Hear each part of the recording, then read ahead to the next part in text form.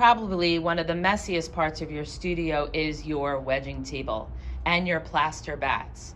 First, always remember to get your clay off of the bat or the community wedging table.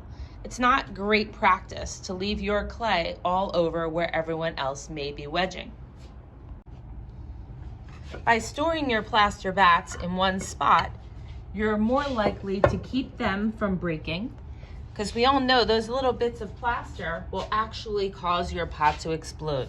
Now, you're always going to end up with these little remnants of clay. The problem with leaving them here is that everyone may be using different types of clay. Now, the smallest bit of light brown speckle clay is not really going to affect the person who is using the white stoneware.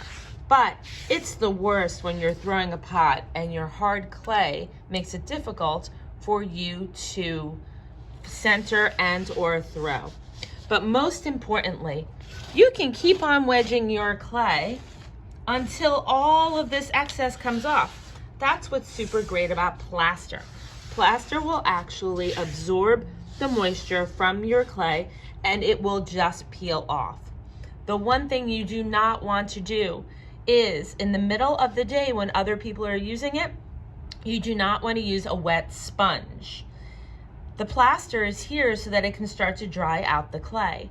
If you use a wet sponge, kind of defeats the purpose and the plaster is not going to want to take the water out of your clay. If it's really bothering you, this mess, which some types of humans it does, you can go ahead and use a sponge at the end of the night when you know that no one else is going to be in the studio. This will allow enough time for it to dry in the morning.